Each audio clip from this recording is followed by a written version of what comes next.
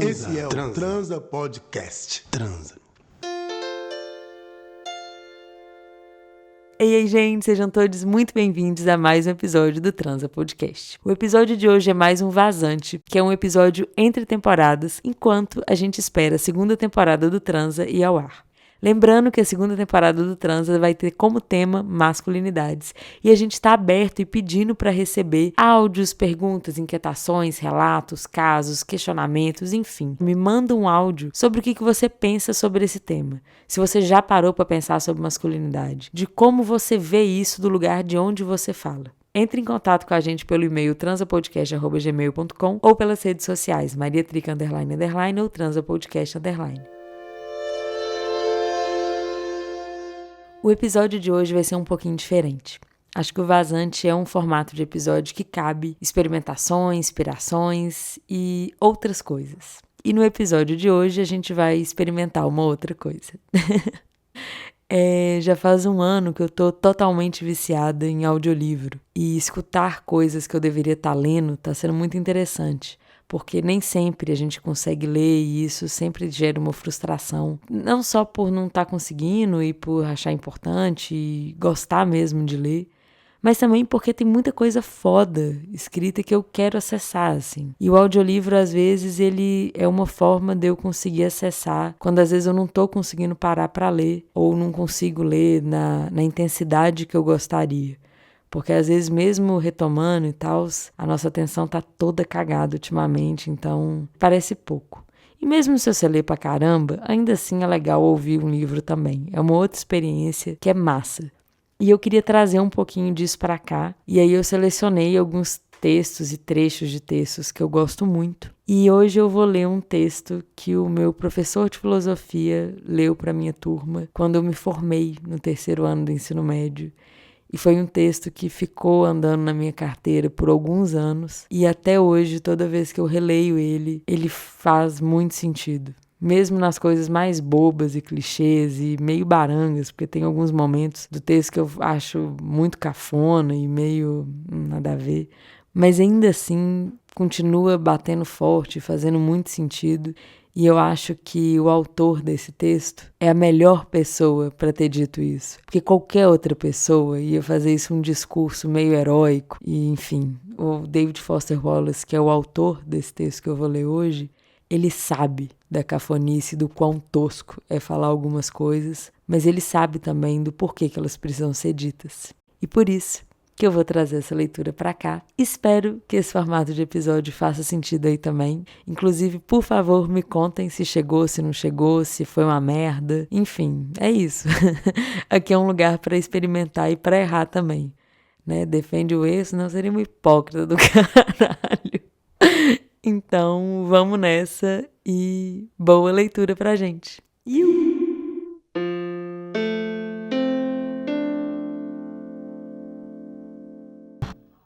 Mas antes de começar a leitura, vem cá.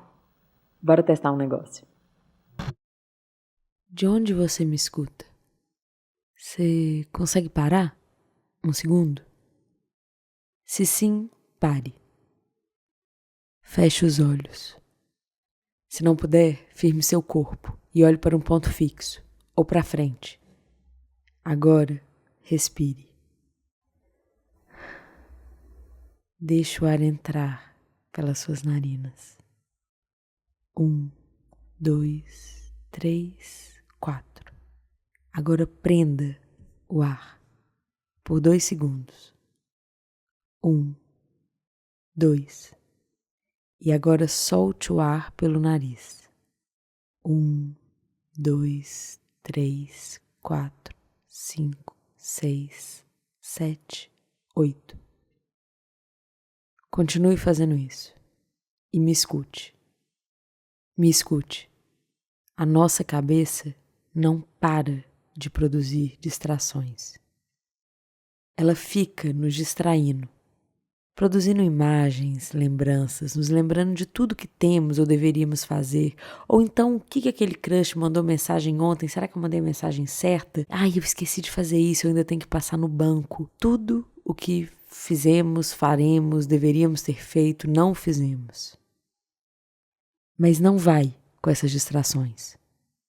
Agora, segue a minha voz. Respire. 1, 2, 3, 4. Segura o ar. 1, 2. Solta. 1, 2, 3, 4, 5, 6, 7, 8. Tá tudo bem. Deixa sua cabeça falando, mas tenta não ir com ela. Resista. Mais um pouco. Só mais um pouco. Meditar não é sobre não pensar. É sobre escolher não se deixar levar ou prender por aquilo que a gente pensa. É se deslocar. Solte. 1, 2, 3, 4. Deixe os pensamentos chegarem e partirem, sem se apegar a eles, sem se conectar com eles. Como uma nuvem que passa, ou como a água. Desvia sua atenção comigo. Foca em outro lugar. Foca na minha voz. Nada é tão urgente assim.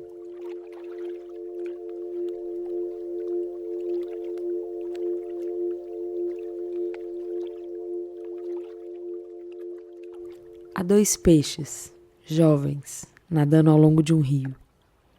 E por acaso eles encontram um peixe mais velho, nadando na direção oposta.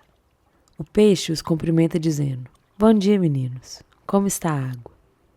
Os 2 peixes jovens continuam nadando por um tempo. Então, um deles olha para o outro e pergunta: "Água? O que é isso?"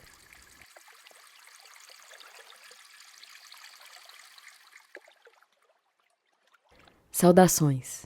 Obrigado e parabéns à turma de formandos de 2005 do Canyon. O emprego de historinhas didáticas, com ar de parábola, é o requisito padrão dos discursos de padrinho de formatura dos Estados Unidos. Na verdade, de todas as convenções do gênero, a historinha é uma das que possui menor teor de conversa fiada. Se você está preocupado, pensando que eu estou planejando me apresentar aqui como peixe velho e sábio, explicando para vocês, peixinhos, o que é água, não temam. Eu não sou um peixe velho e sábio. A minha intenção com a história dos peixes é simplesmente mostrar que as realidades mais óbvias, onipresentes e fundamentais são com frequência as mais difíceis de se ver e conversar a respeito. Declaradas como uma frase, isso é um lugar comum, banal. Mas o fato é que nas trincheiras cotidianas da existência adulta, os lugares comuns e banais podem ter uma importância vital. A mesmíssima experiência pode significar 2 coisas completamente diferentes, para 2 pessoas também completamente diferentes, considerando diferentes modelos de crença e as diferentes formas de construir significado de uma experiência. Um fato: nunca chegamos a discutir de onde nascem esses padrões e crenças individuais. Quer dizer, onde elas nascem dentro das pessoas. É como se a orientação mais básica de uma pessoa diante do mundo e o significado de suas experiências fossem de alguma forma algo simplesmente impresso nos genes, como a altura ou o tamanho do sapato, ou algo automaticamente absorvido da cultura, como a linguagem. É como se a forma em que construíssemos significado não fosse uma questão de escolha pessoal e intencional. Eu vou dar apenas um exemplo de algo completamente errado que eu costumo automaticamente ter certeza. Tudo, na minha experiência imediata, reforça a minha crença profunda de que eu sou o centro absoluto do universo. A pessoa mais real, radiante e essencial que existe. Raramente a gente fala sobre esse tipo de autocentramento básico e natural, porque ele é tão socialmente repulsivo, só que no fundo todos nós temos mais ou menos a mesma impressão. É a nossa configuração padrão, impressa na nossa placa-mãe desde o nascimento. Pensem nisso. Você foi o centro absoluto de toda a experiência que já teve. O mundo como nós o vemos, está bem na sua frente, ou atrás de você, ou à sua esquerda, ou à sua direita, na sua TV, no seu monitor, na tela do seu celular, no seu feed, ou o que for. Os pensamentos e sentimentos das outras pessoas precisam ser comunicados a nós, de alguma forma. Mas o que a gente sente ou pensa é imediato, urgente, real. Vocês entenderam? Calma, não se assuste. Eu não estou preparando o terreno para pregar para vocês sobre compaixão, preocupação com o próximo e outras supostas virtudes. Não se trata de virtude. Se trata da minha escolha, de me dar ao trabalho de alterar ou me livrar da minha configuração padrão natural. A de ser profunda e literalmente autocentrado. Ver e interpretar tudo pelo prisma do meu próprio ser. Respira. Como vocês já devem saber, é extremamente difícil se manter alerta e atento, ao invés de se hipnotizar pelo monólogo constante dentro da nossa própria cabeça. Que inclusive pode estar acontecendo agora. 1, 2, 3, 4. 20 anos depois da minha graduação, eu cheguei à conclusão de que o clichê sobre educação de ciências humanas, sobre te ensinar como pensar, é na verdade uma simplificação de uma ideia muito mais profunda e séria. Aprender como pensar significa como exercer o controle sobre como e em que você pensa. Significa estar atento e consciente o suficiente para escolher no que você vai prestar atenção e escolher como você constrói o significado de uma experiência. É porque se você não exercitar esse tipo de escolha na vida adulta, você está fudido. Lembrem do clichê: a mente é um ótimo aluno e um péssimo mestre. Não há um pingo de coincidência no fato de que a maioria dos adultos que cometem suicídio com armas de fogo fazem isso com um tiro na cabeça. Eu não sei se eu concordo tanto, mas tudo bem, seguimos. É que eu acho que esse assunto é bem complicado, mas enfim, não sei o que estou falando, é o David, então deixa ele. Proponho a vocês que esse é o valor real e sério que precisa ser transmitido quando a gente fala sobre aprender a pensar. É sobre como ter uma vida adulta confortável, próspera e respeitável, sem estar morto ou inconsciente, sem ser um servo da própria cabeça e da configuração padrão natural, que nos condena a estar singular, completa e imperialmente sozinho, dia após dia. Isso pode soar como hipérbole ou uma baboseira abstrata. Então, vamos deixar isso mais concreto. O fato é que vocês, jovens graduados, não fazem ideia do que realmente significa o dia após dia. Há, por acaso, partes enormes da vida adulta americana sobre as quais ninguém fala nesses discursos de formatura. E uma dessas partes envolve tédio, rotina e frustrações mesquinhas e triviais. Seus pais vão saber muito bem do que eu estou falando. A título de exemplo, digamos que hoje é um dia típico na vida adulta e você acorda de manhã, vai para o seu emprego qualificado e desafiador. Trabalha duro por 9, 10, 12 horas. E no fim do dia, você está cansado, estressado. E tudo que você quer fazer é ir para casa jantar. E talvez relaxar por algumas horas, assistir um Netflix. Então cair na cama cedo, porque você tem que acordar no dia seguinte e fazer tudo de novo. E eu ainda nem estou falando da yoga, da academia, de todas as coisas que você devia fazer, do tempo de autocuidado, de auto-amor, skincare, enfim. Mas aí, você lembra que não tem comida em casa. E você não teve tempo de fazer compras essa semana, por causa do seu emprego qualificado e desafiador. Então agora você precisa entrar no seu carro e dirigir até o supermercado. E é fim de expediente, o horário que todos saem do trabalho. E o trânsito tá péssimo, de modo que você leva muito mais tempo do que deveria para chegar no mercado. E quando você finalmente chega lá, o supermercado tá lotado, porque é a hora do dia que todas as outras pessoas com emprego qualificado tentam espremer um tempo para fazer compra. E o supermercado é todo iluminado por uma luz fluorescente medonha e impregnado por uma música de elevador ou algum pop corporativo que corrói a sua alma. E esse é basicamente o último lugar do mundo que você queria estar.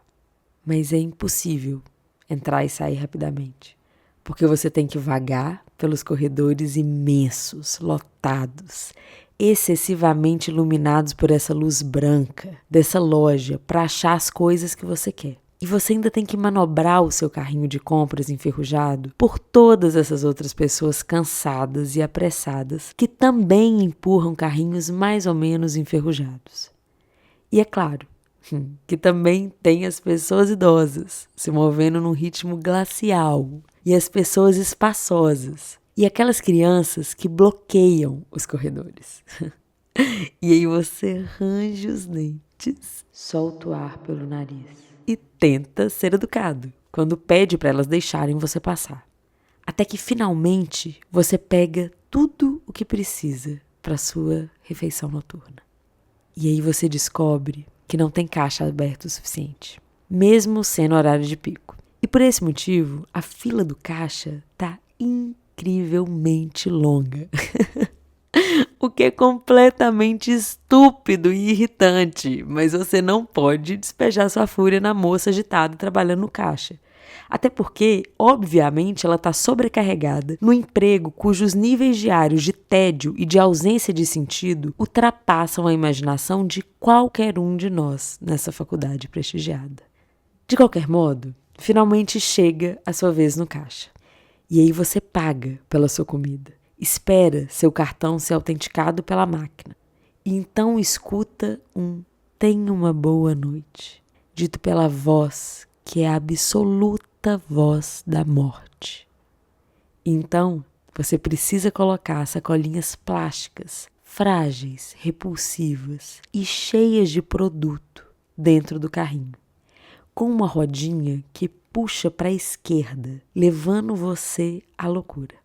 E aí você empurra essa merda de carrinho através do estacionamento lotado, irregular e sujo. E você tenta colocar essas míseras sacolinhas no seu carro, de uma forma que tudo não caia das sacolas e fique rolando pelo seu porta-malas no caminho inteiro da sua casa. E então você tem que dirigir para casa no tráfego lento da hora do rush, cheio de SUV e picape, etc, etc. O ponto é que merda trivial e frustrante desse tipo é exatamente onde entra o trabalho de escolher. Porque os engarrafamentos, corredores lotados, longas filas de caixa me proporcionam um momento para pensar. E se eu não tomar uma decisão consciente sobre como pensar e no que prestar atenção, eu vou ficar irritado e vou sofrer toda vez que for comprar comida. Porque a minha configuração padrão natural é a certeza de que situações como essa dizem a respeito de mim. É sobre a minha fome, o meu cansaço, o meu desejo de chegar em casa. E fica parecendo que todas as outras pessoas estão no meu caminho. E quem que são todas essas pessoas na minha frente? Olha como elas são repulsivas. Quão idiotas, bovinas, estúpidas e inumanas elas são na fila do caixa. Ou quão irritante e rude são essas pessoas que ficam falando alto no celular no meio da fila. E olha como que é profundamente injusto. Eu trabalhei duro o dia inteiro. Tô faminto, cansado. E eu não posso nem chegar em casa para comer e relaxar, por causa de todas essas malditas pessoas idiotas. E é óbvio que eu não vou dormir 8 horas essa noite, porque amanhã de manhã eu tenho que acordar cedo porque eu tenho que malhar. Ou então, se eu tiver na forma mais socialmente consciente da minha configuração padrão, eu posso passar o tempo do engarrafamento do fim do dia ficando irritado e enjoado com todos esses SUV e picapes. E essas caminhonetes enormes, idiotas, que bloqueiam pistas, queimando e desperdiçando seus tanques egoístas de 40 galões de gasolina. E eu posso considerar o fato de que esses adesivos religiosos e patrióticos costumam geralmente a estarem empregados nos veículos maiores e mais egoístas. Dirigidos pelos motoristas mais feios, de bocas menores, imprudentes e agressivos, que geralmente estão falando no celular enquanto cortam os outros, para avançar míseros 5 metros, idiotas no engarrafamento. E eu posso pensar sobre como os filhos dos nossos filhos vão nos desprezar por gastar toda a merda do combustível do futuro e provavelmente estragar a porra desse clima, e quão mimados, estúpidos e nojentos nós somos, e como a sociedade consumista moderna é um pavor. Prende. 1, 2. E assim por diante. Segue a minha voz. Você entendeu? Deixa esses pensamentos dispersarem. Se eu escolher pensar assim, na loja ou na rua, tudo bem. Muitos de nós pensam. Só que pensar dessa forma costuma ser tão fácil e automático que não precisa ser uma escolha. Essa é a minha configuração padrão natural. É a forma automática de como eu vivo as partes chatas e frustrantes e lotadas da vida adulta. Quando eu estou operando na crença automática inconsciente de que eu sou o centro do mundo e que as minhas necessidades imediatas e sentimentos são o que devem determinar as prioridades do mundo. A questão é que, é claro, há formas completamente diferentes de se pensar sobre esses tipos de situação. Nesse engarrafamento, com todos esses veículos parados no meu caminho, não é impossível que alguma dessas pessoas nessas caminhonetes já tenha tido um acidente de carro horrível no passado. E agora acha dirigir um gesto tão aterrorizante que seus terapeutas praticamente obrigaram que ela comprasse uma caminhonete grande e pesada para que ela se sinta segura o suficiente para dirigir novamente. Ou que essa filha da puta na picape que acabou de me cortar talvez esteja sendo dirigida por um pai cujo filho esteja ferido ou doente no banco dos passageiros. E na verdade ele está tentando levar essa criança para o hospital. E ele está numa pressa muito maior e mais legítima que a minha. Ou seja, sou eu que estou no caminho dele. Ou então eu posso me forçar a considerar a possibilidade de que todo mundo na fila desse supermercado está tão entediado, puto e frustrado quanto eu. E que certamente alguma dessas pessoas tem vidas mais duras, tediosas e sofridas que a minha. Por favor, repito, não pensem que eu estou dando um conselho moral. Ou que eu estou dizendo como vocês deveriam pensar. Ou que qualquer um espere que vocês automaticamente façam isso. É porque é difícil. Requer força de vontade, disposição mental. E se você é como eu, alguns dias você não vai conseguir fazer isso. E alguns dias você vai estar cagando para isso. Você simplesmente não vai querer. Mas a maior parte do tempo, se vocês estiverem atentos o bastante para lembrar que possuem escolhas e que podem escolher outra forma de olhar para essa senhora de olhos mortos, maquiagem exagerada, que acabou de gritar com o filho na fila do supermercado. Talvez ela não seja sempre assim. Talvez ela esteja acordada 3 noites seguidas, segurando a mão do marido que está morrendo de câncer ósseo. Ou talvez essa mesma senhora seja atendente do departamento de veículos motorizados e que ontem mesmo ajudou a sua esposa a resolver algum problema chato pra caramba através de um pequeno ato de bondade burocrática. Ou nada disso. É claro, nada disso é provável, mas também não é impossível. Só depende do que você quer considerar. Se você tem uma certeza automática de que sabe o que a realidade é, você está operando na sua configuração padrão. Então você, como eu, provavelmente não vai considerar possibilidades que não são irritantes ou miseráveis. Mas se você realmente aprender como prestar atenção, você vai saber que existem outras opções. Estará dentro da sua capacidade vivenciar uma situação lotada, lenta e quente, como não só significante, mas sagrada. Uma chama como a que criou as estrelas, o amor, o companheirismo e a unidade mística de todas as coisas no fundo. Não que essa coisa mística seja necessariamente verdade. A única coisa que é verdade com V maiúsculo é que você que decide como que você vai tentar ver isso. Essa, eu afirmo, é a verdadeira educação. A de aprender como você vai, conscientemente, decidir o que tem significado e o que não tem. Você decide o que venerar. Porque aqui que está algo estranho, mas real. Nas trincheiras cotidianas da vida adulta, não existe algo como o ateísmo. Não tem essa coisa de não venerar. Todo mundo venera. A única escolha que a gente tem é o que a gente vai venerar. Acontece que praticamente toda coisa que você venerar vai te comer vivo. Se você venera o dinheiro, você nunca vai ter o suficiente. Venera o corpo, a beleza, você sempre vai se sentir feio. E quando o tempo e a idade começarem a aparecer, você vai morrer 1 milhão de mortes antes de finalmente te enterrarem. De certa forma, a gente já sabe essas coisas. Elas já foram codificadas em mitos, provérbios, clichês, parábolas. É o esqueleto de toda grande história. O truque é manter a verdade evidente na consciência diária. A coisa traiçoeira sobre essas formas de veneração não é que elas são más ou perversas, é que elas são inconscientes. Elas são a nossa configuração padrão, são um tipo de veneração que você pouco a pouco se acomoda, dia após dia, ficando mais e mais seletivo sobre o que você vê e como você mede valor, sem jamais estar totalmente ciente do que está fazendo. O suposto mundo real nunca vai te desencorajar de operar na sua configuração padrão, porque esse suposto mundo real dos homens, do dinheiro e do poder cantarola alegremente numa piscina de medo, raiva, frustração, desejo e veneração de si mesmo. A nossa própria cultura atual canalizou essa força de forma a gerar extraordinárias fontes de riqueza, conforto e liberdade pessoal.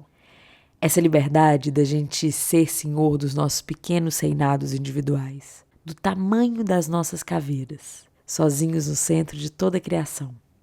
Eu sei que essas coisas elas não são divertidas, joviais ou grandiosamente inspiradoras como um discurso de formatura deveria soar. Até onde eu sei, a verdade com V maiúsculo é uma porção de sutilezas retóricas removidas.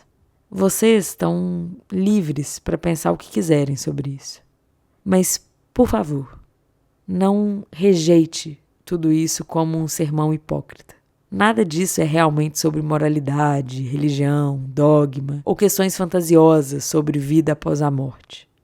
É mais sobre a vida antes da morte. É sobre o valor real de uma educação real, que não tem quase nada a ver com conhecimento acadêmico. E tudo a ver com uma simples consciência, uma atenção, aquilo que é real, essencial e tão escondido na obviedade ao nosso redor que temos que continuar nos relembrando o tempo todo, repetidamente. Isso é água, isso é água, isto é água. É inimaginavelmente difícil fazer isso. Se manter consciente e vivo no mundo adulto, dia após dia. O que significa que mais um grande clichê acaba de se tornar verdade. Sua educação realmente é um trabalho de uma vida toda. E eu lhes desejo muito mais do que sorte.